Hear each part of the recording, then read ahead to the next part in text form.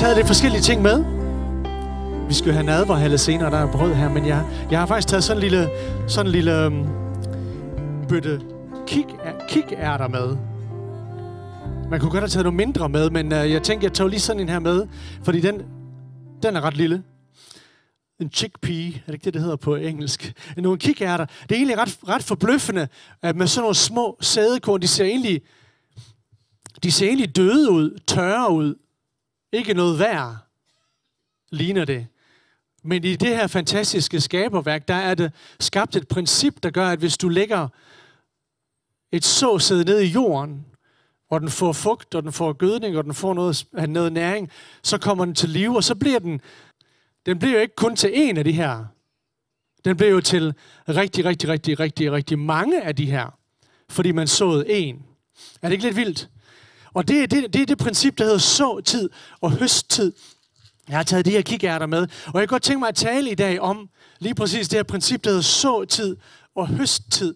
Fordi det er faktisk et bibelsk princip, som er større end bare landbruget. Det er faktisk et livsprincip, og alt efter hvilken kirkelig sammenhæng du er kommet i, så har du måske hørt om det her rigtig mange gange. Det kan også godt være det allerførste gang, du hører om det her princip, men jeg vil godt tænke mig, at du åbner dig op for det, og prøver på at forstå, hvad Gud gerne vil sige. Så vi har altså såtid og høsttid, og det er ting til hver sin tid. Den her, den kan jeg så. Den her, hvis jeg spiser den, så får jeg ondt i tænderne. Den her, hvis jeg putter den ned i jorden og dækker den til, kommer der så rigtig mange brød ud? Nej, så bliver det dårligt. Er det ikke rigtigt, Annika? Det er rigtigt. Det bliver virkelig dårligt, at jeg planter den ned i jorden. Så den her skal jeg ikke plante ned i jorden. Den her skal jeg spise.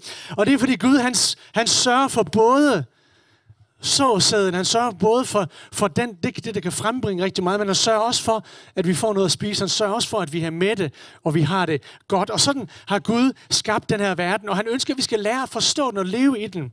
Og det første vers, jeg godt kunne tænke mig at tage frem, det er det vers, hvor Gud faktisk ligesom bekræfter og etablerer den her naturlov. Han siger det sådan her, det er efter Noahs ark, det er efter jorden er blevet oversvømmet, efter alt er blevet annulleret og startet forfra igen. Og Noah, han står der og skal bygge sit liv og sin familie og den her verden op igen. Og så siger Gud det sådan her.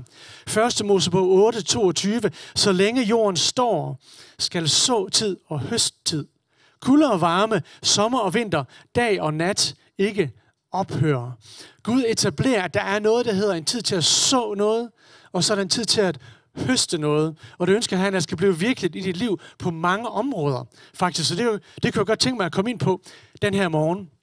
Så vi har lige været igennem august og september, og det er en fascinerende tid, fordi der kigger vi på markerne, og nu er min kone, hun er ude af sådan et landmands baggrund. Hendes far havde en gård for lang tid siden, og så videre, og hendes bror er uddannet inden for der på Hammerum på landbrugsskolen, og så der er man også opmærksom på, her er det for vådt til at høste, nu er det dejligt solskin, det er sikkert en god tid at høste nu, og så videre. Og så de her majtærskere og traktorer, der arbejder til langt ud på natten for at høste. Det er en fascinerende tid, og igennem århundrederne, så har man jo samlet i kirkerne for at sige tak for høsten, fordi vi forstår, at Gud lader tingene vokse selv, mens vi sover. Og i Danmark er vi jo et landbrugsland, så vi har mange fantastiske høstsalmer og høstsange, hvor vi snakker om, hvor er det fantastisk, at vi fylder vores lader med alt det, som er godt fra Gud. Og i Folkekirken der er de gode til at have høstgudstjeneste. Det har de haft. Vi har ikke haft nogen høstgudstjeneste. Jeg burde egentlig have haft nogen eller sådan noget her. Men det her er måske lidt vores høstgudstjeneste. Og så sidst i november, så har vi valgt, så fejrer vi Thanksgiving. Thanksgiving, det bliver lidt vores taksigelsesgudstjeneste der sidst i november. Det skal I glæde jer til. Der får vi også mulighed for at sige tak til Gud for alt det, som han har gjort. Men vi samles, og vi siger tak for høsten, for vi forstår, at de kræfter, der er på spil, de er større end vores egne. De er større end 1 + 1 og 2 + 2. Det er en multiplikation, der er helt vild, når Gud lader sin frugtbarhed regne ned over os. Så såtid og høsttid har sit udspring selvfølgelig i landbrug, ikke også? Det handler om frugtbarhed, det handler om mad, det handler om liv, og det er fantastisk. Men det er mere end det. Det er også et økonomisk princip. Når du investerer, når du arbejder, når du gør det godt, så du putter dine timer ind den her måned, og så får du en løn ud. Du har investeret, og du får afkast, og du får løn. Og hvis du sådan ejer en virksomhed, så ved du, at du skal investere i at gøre dine ting bedre, i dit maskine bedre, i dit produkt bedre, i dine mennesker bedre. Så vi investerer, og vi vokser. Vi får mere ud af det, end vi putter ind, hvis vi gør det rigtigt. Der er også et menneskeligt princip, ren og skær biologi, der er jo fantastisk, at vi kan få lov til at reproducere os. Vi kan blive flere. Mange, der har levet deres liv med fokus på sig selv, oplever, når de får børn, at der er intet større. Der er faktisk noget, der er bedre og mere vigtigt end mig selv. Der er faktisk jeg har nogle børn, som jeg faktisk skal give noget videre til. Og måske har du ikke biologiske børn, men så har du nogle unge mennesker, du kan så noget ind i. Vi forstår, at når der er unge iblandt os, og når der er børn iblandt os, så er det ikke bare nogen, der pakkes væk i et hjørne, men så er det nogen, vi faktisk ønsker at give noget liv og give noget. Og i vores kirke, vores børnekirke, børnene er gået op. Vi ønsker at give dem Guds ord. Vi ønsker at investere i, at de skal blomstre. Og der er intet større og intet bedre, end at se den næste generation vokse op og tage ansvar. Er det ikke rigtigt? Der er noget fantastisk ved, at vi kan give det videre, vi har. Så er der et princip inden for det relationelle. I vores relationer, der sår vi også, og vi høster, vi investerer.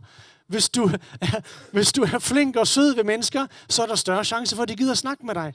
Hvis du har nogle relationer, og du plejer dem, og du investerer i dem, og du er gavmild, og du er venlig, og du er opmuntrende, og du er støttende, guess what? Så kommer du ikke til at mangle mennesker omkring dig. Du kommer ikke til at mangle mennesker, der også ønsker at give tilbage til dig. Den dag du står i nød, så vil der stå mennesker der, klar til at vise dig opmuntring og støtte. Så det er et relationelt princip også.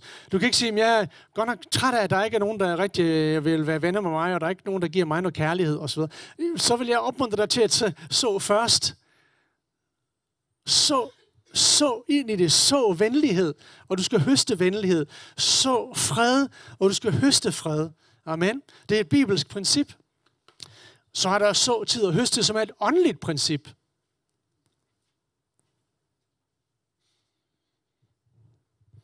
Når vi siger til hinanden, at vi kan stå sammen i bøn. Hvorfor skal vi det? Hvad kommer det til at hjælpe? Det kommer til at hjælpe. Vi sår ind, vi står sammen i bøn, vi beder. I nogle gange så siger vi lægger vores tro til. Der er nogen, der har det svært. Nogen, der har noget, de gerne vil opnå. Vi står sammen, og vi tror sammen. Vi sår ind i den situation, i det åndelige. Og så får vi lov til at se en høst. Vi får lov til at se et resultat. Vi får lov til at se et bønnesvar. Når vi giver, er det som vi har lige sunget, det er faktisk Guds alligevel. Når vi giver af det, som er Guds. Kan I ikke huske det der med, når barn? Når fik jeg en 50'er af min far, så kunne jeg købe ham en julegave. Så var jeg vældig stolt af, at jeg havde en 50'er. Jeg kunne købe min far en julegave. Hvis jeg snød lidt, så kunne jeg måske bare give ham en gave til 40, og så beholde de 10. Men jeg var jo vældig stolt, men det var ikke. Teknisk set havde min far givet mig en 50'er. Til at jeg kunne købe en gave til ham. Men jeg troede, det var mit alt sammen. Og jeg ville prøve på, jeg ville beholde det mit. Jeg tænkte ikke over, at min far, han har meget mere. Han har da meget mere end en 50'er. Han kan da give mig meget mere. Han vil bare gerne prøve mig. Har jeg et gavmildt sind? Vil jeg gerne give? Vil jeg gerne dele ud af de gaver, som er hans? Gud prøver på at se. Gud giver dig noget, og så prøver på at se, hvad gør du med det? Kører du det bare ned selv? Mere chokolade? Yes. eller tænker du på det næste? Investerer du i det, som Gud gerne vil have, du investerer i? Alt, hvad vi gør, alt, hvad vi giver, det er en investering, vi gør. Det, du siger, den måde, du forvalter dit arbejde på, den måde, du forvalter dine venskaber på, den måde, du forvalter din gudstro på, det er en investering. Og prøv at se, at der står i 2. Korinther 9, vers 10, der står der sådan, at ligesom Gud velsigner landmandens marker, så det bliver korn til at bage brød af. Ja, og så til næste år. Sådan vil han også velsigne det, I giver, så jeres godhed bringer megen velsignelse med sig. Det, som du gør, det, som du giver, det er noget, som Gud vil bruge til at skabe vækst rundt omkring dig. Og Gud ønsker, at vi skal have et liv med kvalitet. Gud ønsker, at vi skal have et liv med vækst. Jesus siger, at han er kommet for at give os et fuldt og overflydende og fantastisk dejligt liv. Og det er ikke sikkert, at vi alle sammen skal køre i store biler, eller hvad det måtte være. Eller du har masser af penge på kontoen, hvilket er dejligt, hvis man har det. Men det handler om et rigt og fuldt liv fyldt med, så når du ligger på det dødsleje, at du ikke tænker, man, jeg skulle godt nok lige have købt mig en bil mere til min garage. Men der vil du tænke, wow, jeg har min familie omkring mig, jeg har vennerne omkring mig, jeg har investeret, jeg har givet det videre. Alt det, jeg fik, det har jeg givet videre, og det er vokset, og det er blomstret. Jeg tænker, det er et godt sted at være på sit dødsleje. At se dem omkring sig, som man er investeret i. Det er meget naturligt, nu har jeg taget de her ting om 5 ting, hvor vi sår, og vi høster. Det er meget naturligt, at vi fokuserer på de første 3. Altså, vi skal have noget at spise, vi skal have noget at lave, vi skal have nogle penge, hvis vi kan bruge af. Vi har vores relationer, eller hvad skal man sige, vores familie, og vi har det som der lige er omkring os, og vi skal sørge for, at vi har det godt. Men vi må ikke lade det overskygge de sidste 2 ting. Vores relationer og vores åndelighed. Det må vi simpelthen ikke glemme, fordi de første 3, de kan let udvikle sig materielt til materialisme, hvor vi bare fokuserer på det, vi kan få. De sidste 2 principper, det er der, hvor vi går ind, og vi gør noget, som er større end os. Ikke fordi vi forstår det umiddelbart, men fordi vi sætter nogle principper i gang, som er stærke. Med de første 3, der bygger vi gode rammer for vores liv. Med de 2 sidste fylder vi kvalitet og bæredygtighed ind i vores liv. Giver det mening? Godt, så du fylder kvalitet ind i dit liv ved at investere i det åndelige. Og det er faktisk vigtigt, at vi gør det her, og at vi ikke, at vi forstår, at alt det, vi gør, det er enten med til at bygge op, eller til at rive ned. Alt det, vi siger, alt det, vi investerer i, der er noget værdifuldt i det. Og Gud, Paulus, han siger faktisk i det Nye Testamente, at Gud, han lægger mærke til de her ting. Og vi kan ikke bare leve vores liv og tro, jamen ved du, alt bliver fint og så videre. Der er nok ikke noget, der gør noget. Det gør ikke noget, det jeg gør. Man kan også bare blive sådan, jamen det er bare alt sammen af noget, og alt sammen er bare kærlighed, og alt skal nok blive fint. Og Paulus, han indskaber faktisk det her over for Galaterne i det Nye Testamente. Galaterne 6, vers 7-9. Bedrag ikke jer selv. Tag ikke Guds godhed for givet, for hvad et menneske sår, skal det også høste. De, der investerer i deres eget selviske begær, vil høste død og ødelæggelse. Men de, der investerer i det, som Helligånden ønsker, vil høste evigt liv ved Helligånden. Så fortsætter den her. Lad os ikke blive trætte af at gøre det rette, for det vil resultere i en rig høst, når tiden er inde, blot vi ikke giver op. Landmanden må jo også lære, den er tålmodig. Det nytter ikke noget, han putter såsæd i jorden osv. Og efter 2 uger, så tænker han, man, det er da utroligt, der ikke sker noget her. Og så pløjer han det hele op igen. Men der er tålmodighed. Vi skal lade principperne virke. Vi skal lade Guds godhed og Guds velsignelse virke. Jeg vil godt tænke mig bare lige her og sige, at jeg har selvfølgelig også et fokus på økonomi, og det, vi giver, og det, vi vil sige. Men jeg vil faktisk sige, at der er jo flere ting i det her. Og jeg kan godt tænke mig bare lige kort at fokusere på det her med det, vi siger, det vi siger til hinanden, og det, vi udtaler over hinandens liv, og udtaler over vores egen liv. For vi kan med negativitet ødelægge rigtig meget. Negative ord, kritik, uberettiget, eller måske også berettiget. Vi kan faktisk være med til at hive nogle planter op af det, der er sået. Vi kan, hvis vi kritiserer vores børn unødigt og lægger tunge byrder på dem, hvis vi er efter vores ægtefælle, eller vi er efter dem omkring os hele tiden, så kan vi faktisk med vores negative ord skade den høst, som vi venter på. Ordsprogene 12, 18-20. Skarpe ord skærer som en kniv i hjertet. Kloge ord bringer lægedom til sjælen. Ærlighed består tidens prøve. Løgn og bedrag afsløres hurtigt. De, der planlægger ondt, er fulde af bedrag. De, der stifter fred, bliver fyldt med glæde. Det er sådan ret fedt bibelvers, fordi at der står her faktisk her, at dine ord har betydning. Din ærlighed har betydning, om du er ærlig eller ej.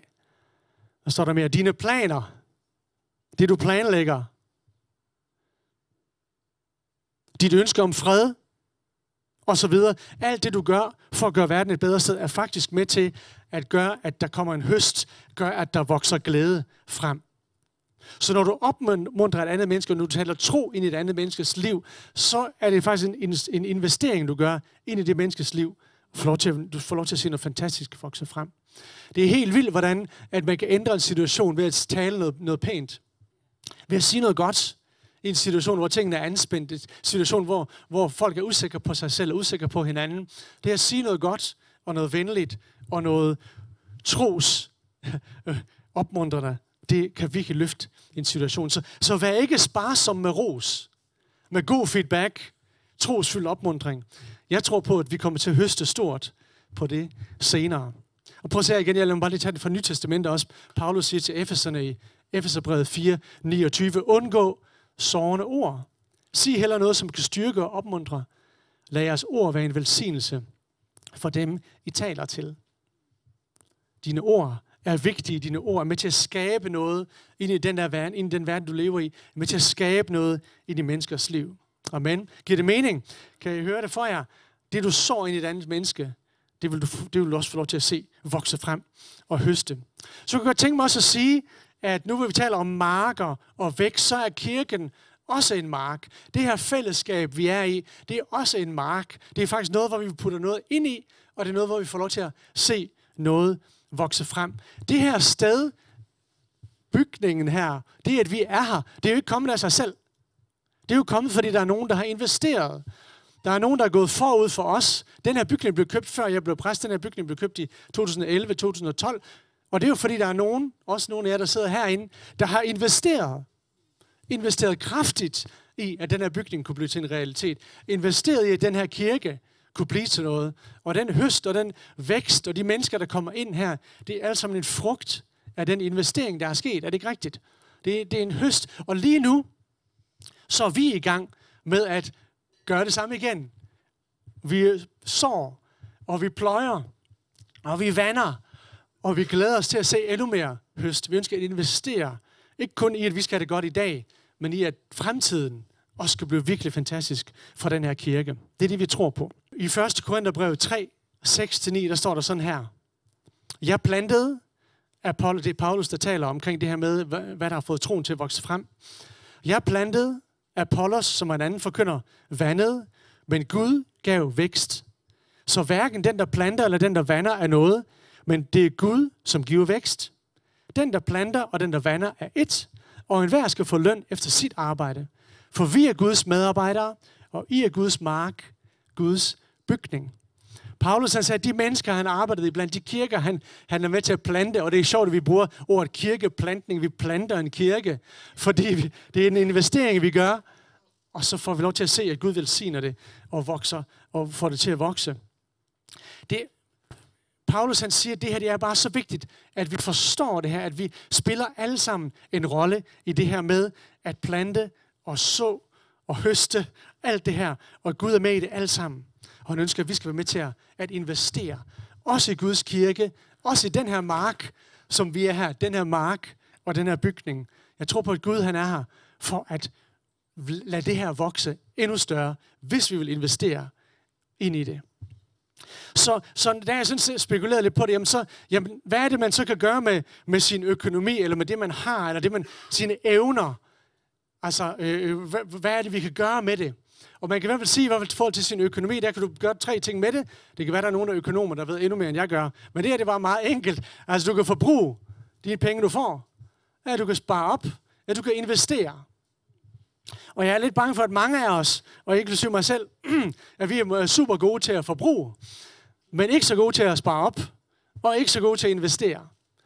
Men faktum er, at hvis du vil have din økonomi til at vokse, så er du nødt til at gøre mere, end bare at bruge hele din løn i løbet af 2 uger.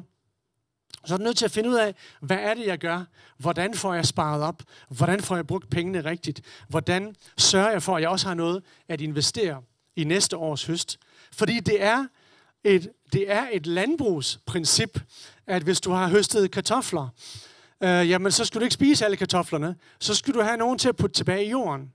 Og nu ved jeg godt, den landbrugskyndige her tænker, ja, men så er der sygdomme, og så er der, man skal have nogle af de der super fremavlede kartofler, det er dem, der er bedre. Ja, men hvis vi nu lader det der moderne landbrug være et øjeblik, og bare ligesom tænker i gamle dage, så har du nogle kartofler, og du skal lade være med at spise dem alle sammen, for du skal have nogen til at putte tilbage i jorden. Og den ene kartoffel, du putter tilbage i jorden, kommer pludselig op med 20 mere.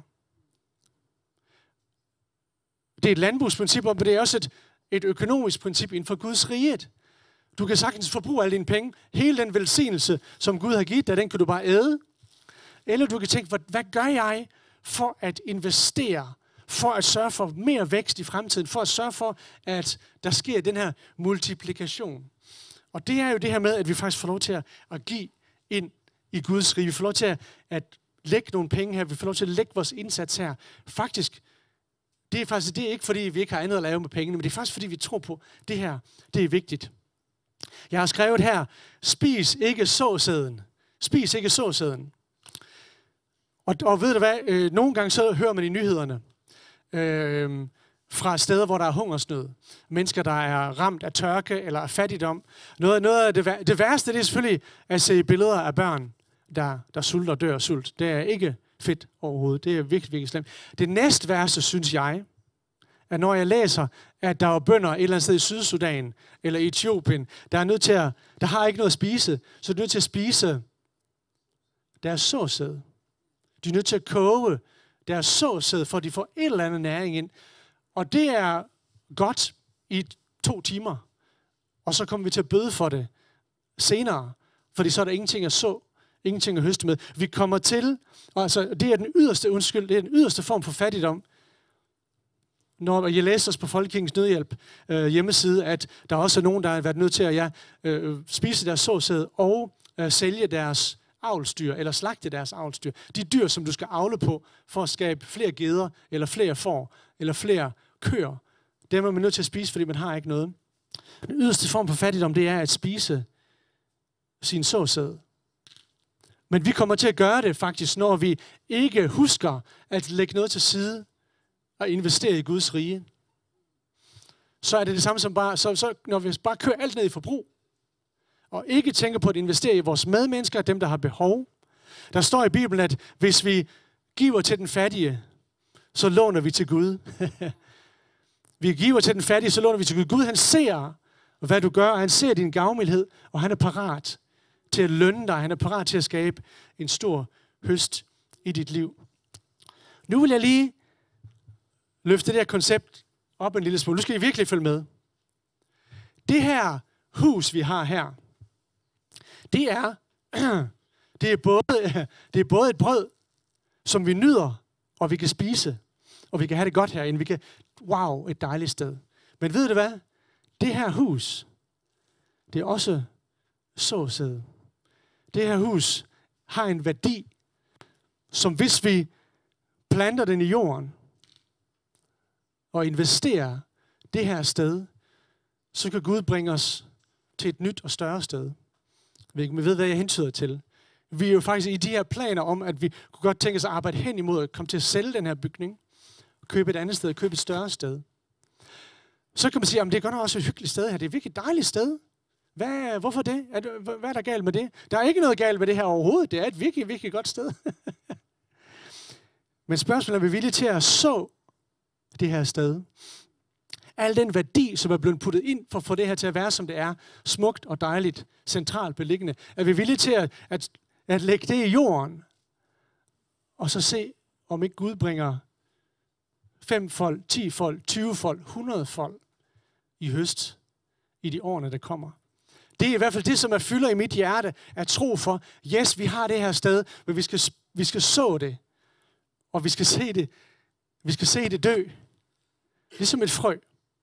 Og så får vi lov til at se noget helt vildt vokse frem, fordi vi kaster os ud i Guds arme, vi kaster os ud i Guds principper med at investere, så vi kan blive flere. Hey, det rimer. Vi skal investere, så vi kan blive flere. Ja. Og så kommer jeg tilbage til det her med, at alt, hvad vi har, alt jeg ejer, har du givet hver en evne, selve livet, alt, hvad jeg er. Og alt, hvad jeg har, det kommer fra Guds hånd. Det flyder til os fra Gud. Og Gud vil gerne se, om vi er sådan en dæmning, der bare, bum, det stopper bare her ved mig. Tak Gud for velsignelsen. Stop. Jeg fylder bare op her. Eller om jeg er en flod, der lader det gå videre. Hvis I tænker, hvem er dog denne kønne pige, der er på? Så er det er en pige, jeg mødte til en sølvbryllup, vi var til, som havde sin Instagram-profil, som jeg følger med. Så tænker jeg nupper lige de der billeder. Hun hedder Bethel. Pigen der fra Canada har været i Danmark her en tid. Nå, det var bare for at give hende lidt credit, fordi vi har hugget hendes Instagram-billeder. Nå, men hvis hun ser det her, jeg ved ikke, om hun ser det her, derfor er det vigtigt, at jeg lige nævnte det. Det kunne være, hun så det. Nå, nej. Der er mere i Guds forrådskammer. Jeg tror også godt, I har forstået min pointe nu her. Ligesom faren, der giver sit barn noget. Gud giver os, så vi kan få det til at vokse, og så vi kan få det til at ekspandere. Lad ikke Guds velsignelse stoppe med dig. Hvis du har fået Guds velsignelse, jeg har snakket med jer nogle gange, og jeg har hørt fra forskellige folk, og jeg glæder mig. Gud har velsignet os. Men vi fik det her. Jeg fik et nyt job. Jeg stod der, og vi manglede, og jeg var syg. Og der var et brud i min familie. Vores ægteskab havde det svært. Men nu har vi det bedre igen. Gud har velsignet dig. Så lad være med at lade det stoppe hos dig, men giv det videre til den næste. Velsigne et andet ægteskab. Velsigne en anden familie, som har det svært. Bed for dem. Opmuntre dem. Se, om der er noget behov, som du kan være med til at løse. Alright, så alt, hvis vi forstår det, så tror jeg simpelthen også, vi vil forstå det lidt bedre. Det er Gud, der har givet os det hele, og så får jeg lov til at give noget tilbage af det, jeg har høstet. Gud, jeg har høstet det her. Jeg vil gerne give det tilbage til dig. I det gamle Israel, så havde de det her princip om tienden, 10%. Og de var simpelthen så nidkære, de ortodokse jøder, at de var også sådan, de første frugter, der kom frem, dem tog de væk. Det første og det bedste tog de og gemte det. Det skulle de give til Guds tempel. Første får, første lam, der blev født. Første whatever de havde. De gemte en 10. af det, de havde, for at de kunne give det til Guds rige. Og jeg ved godt, der er nogen, der snakker om, 10 er det ikke et gammelt testament, et princip.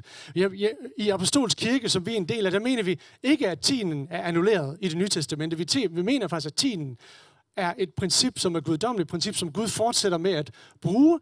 Nu er det bare ikke hos os et samfund, sådan alle skal komme med deres 10. Det er noget, du vælger at gøre frivilligt. Så det kan godt være, at du siger, at 10 er annulleret. Men jeg kan garantere dig for, at velsignelsen ved 10 er ikke annulleret. Amen. Velsignelsen. Gud har ikke trukket den velsignelse tilbage. Jesus, han sagde godt nok, at du skal ikke gå så meget op i 10, at du glemmer at øve retfærdighed. Men han sagde ikke, at du skal lade være med at give 10 til Guds tempel. Han sagde bare, lad være med at være hyklerisk og komme med dine penge, samtidig med, at du behandler dit medmenneske dårligt. Giver det mening? Forstår jeg det? Så Jesus annullerede ikke 10. Han sagde bare, at du skal være endnu mere opmærksom end bare dine 10%. Du skal også øve retfærdighed. Du skal gøre, hvad der er godt i Guds øjne. Jeg kunne godt tænke mig at læse et sted i 1. Mosebog. Og det, så vidt jeg ved, så er det første sted, man lige hører om den her 10. Og det er det her sted her, hvor Abraham, og det her det er før Moses, så det er før Moseloven, det er før, det bliver skrevet ned, alt 10 tilhører Herren. Det her det er Abraham, han gik ud i ørkenen, og han var på vej hen til det sted, hvor Gud gerne ville have ham til at være, og han kom i krig med mennesker, som prøvede på at stoppe ham, eller prøvede på at ødelægge noget for ham. På et tidspunkt så er der nogen, der ligesom angriber en by og tager hans nevø Lot til fange, og hele hans familie.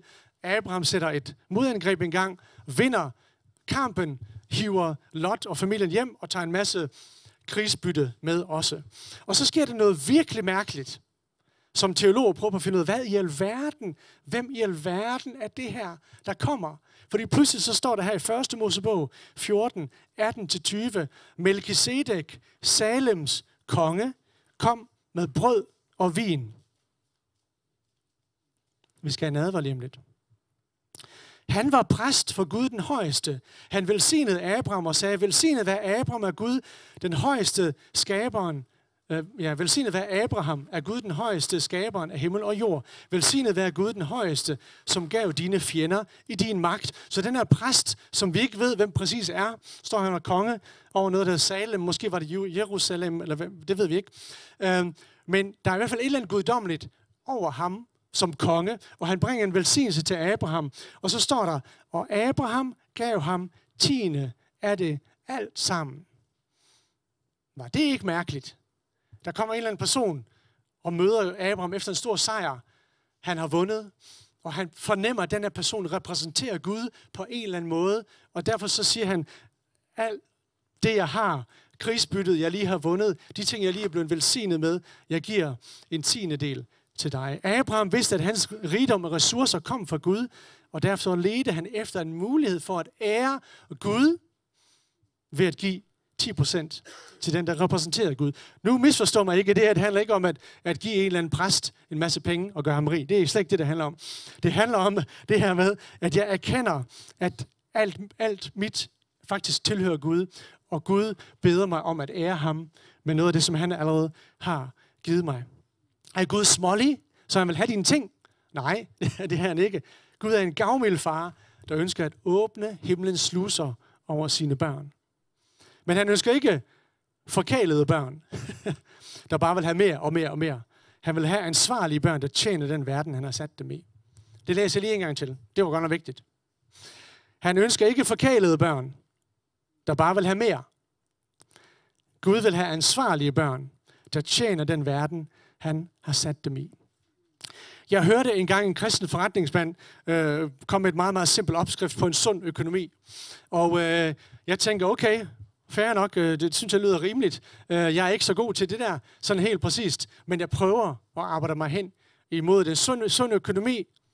10% til Gud, 10% til opsparing og investering, 80% til forbrug og regninger og skattevæsenet og andre, der vil have dine penge. Nej. Nogle gange så hører vi de her ting om, at vi skal give, og så tænker vi, man, det kan jeg ikke. Du ved, ja, og det forstår jeg fuldt ud. Det er bare et stort indgreb i min økonomi. Jeg skulle til at give noget. Og måske endda til at give en fast procentdel, eller en større del af min økonomi. Det kan jeg ikke. Men hvis du tænker over det, så har Gud givet dig 100%, og han ønsker, at du skal give ham tilbage de 10%, og så er der 90%. Enjoy. Gør, hvad du vil med det.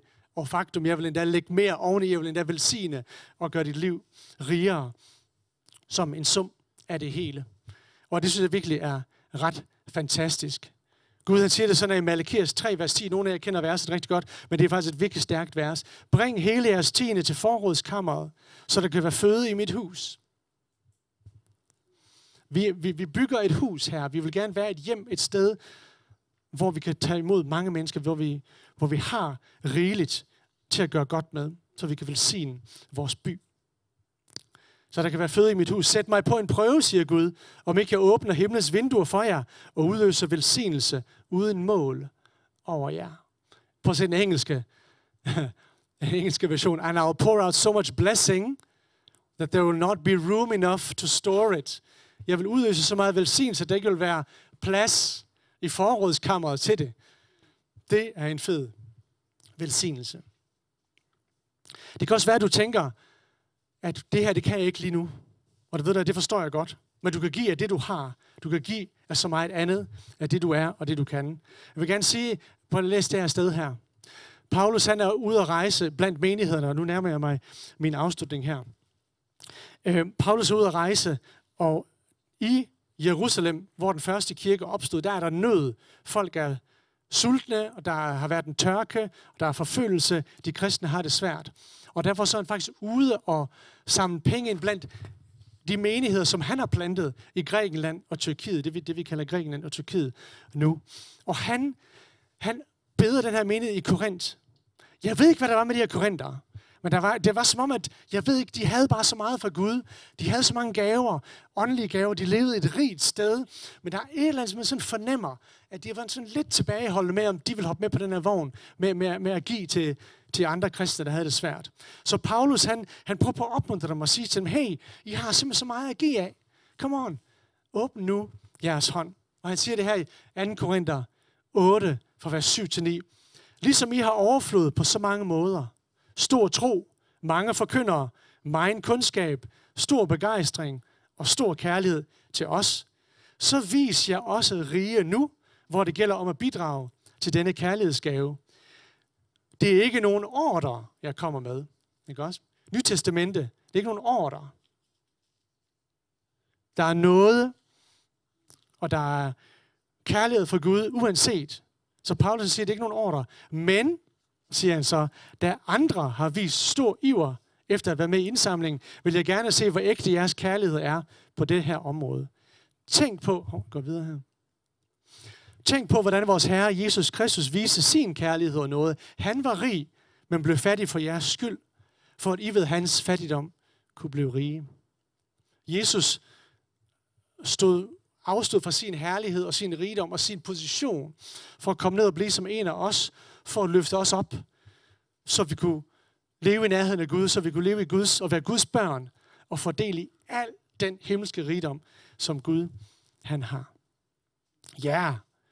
Nu vil jeg gerne sige, at Altså, så det som Paulus siger, det er, at I har så mange forskellige ting, og Gud kan bruge det alt sammen. Investere i det. Brug det. Brug det, du har, det du er, til Guds ære. Og jeg har skrevet her, Gud elsker hver del af den, du er.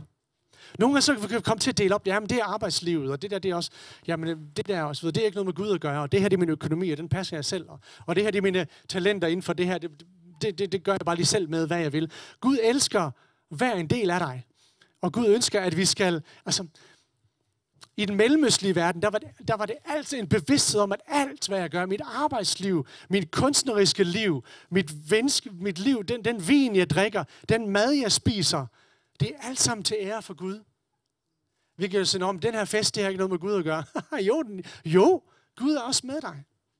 Når du fester, når du har det sjovt, når du har gang i den osv., når du er sammen med dine venner, når du er kreativ, giv det til Gud. Vær bevidst om, at Gud ønsker at velsigne det og være en del af det. Gud elsker hver del af den, du er. Han ser til det hele. Han ønsker at velsigne det hele. Han ønsker at være med i det hele. Begynd at åbne dit liv op for Gud. Begynd at lade være med at sige, Gud, jeg skal nok lige sige hej til dig her søndag morgen, så kan vi lige snakke sammen. Gud, han ønsker at være med hele vejen igennem. Og jeg har faktisk lige et princip med, jeg gerne lige vil dele med jer, og det er det, der hedder godt forvalterskab. Fordi nogle gange, når vi taler om det her med penge, så bliver vi sådan lidt, jeg har ikke det, der skal til lige nu. Og det er en helt anden undervisning også, det ved jeg godt. Men jeg tænker lidt nogle gange, at vi er nødt til at finde ud af, hvordan bruger jeg mine penge, hvordan fordeler jeg mine penge, hvordan bruger jeg mine penge ansvarligt. Fordi hvis jeg først siger, at jeg ser lige til slut på måneden, om der er noget til overs, så kan jeg give det til Gud. Det kommer ikke til at virke, fordi du kommer bare til at bruge det hele. Og det er derfor, man starter måneden med det og siger, at jeg giver til Gud først, fordi han er min topprioritet. Helle og jeg, min kone og jeg, vi elsker ferie. Og det der med at tage syd på, og det der med at finde et sted, hvor der er sol, eller det med, at vi kan slappe af, det er bare det bedste på jord. Det, der har været vores problem, det er, at vi ikke har sparet op til ferie nogle gange. Og så har vi lukket øjnene, og så har vi kørt syd på alligevel og tænkt, det går nok. Og det er faktisk rigtig træls at sidde dernede i Frankrig, og så ringer bankdamen og siger, hvor er I henne, og hvorfor er jeres konto i overtræk? Er vi ikke enige om, det er et dårligt forvalterskab? Det er et rigtig dårligt forvalterskab, så det har Helle og jeg prøvet nogle gange. Det der med, at man tænkte, ved du hvad, det kan du ikke lige få sparet op til. Og det der så er, det der så sker, det er, så kommer man jo bagud. Så kommer vi ind i august måned, og så er det Helles fødselsdag sidste august, og så plejer vi at joke med, vi har ikke råd til at fejre Helles fødselsdag, vi har aldrig penge i august, fordi vi brugte dem alle sammen i juli. Og det er virkelig dårligt, jeg ved godt, det er en virkelig dårlig joke og en dårlig praksis, og nu har vi fået styr på det. Men det er jo bare lige for at sige, hvis vi ikke forvalter vores penge ordentligt, hvis ikke vi har prioriteterne på plads, hvis ikke vi prioriterer Gud og prioriterer at spare op og stopper med vores vanvittige forbrug, kommer vi aldrig til at kunne ære Gud med vores økonomi. Tag det her til dig, for det er sindssygt vigtigt. Jeg har bare lige taget det her vers med for sjov. Paulus han siger det sådan til Timotheus. Og vist er det, at Guds frygt sammen med nøjsomhed bærer lønnen i sig selv. For tomhændet kom vi til verden, og tomhændet skal vi gå ud af den. Vi i vores liv, hvor det handler om at få mere overflod. Og de andre, de har også lige købt den nye elbil, eller whatever det er. Det vil jeg også gerne have. Eller den der ferie, vi vil også gerne have sådan nogle flotte feriebilleder.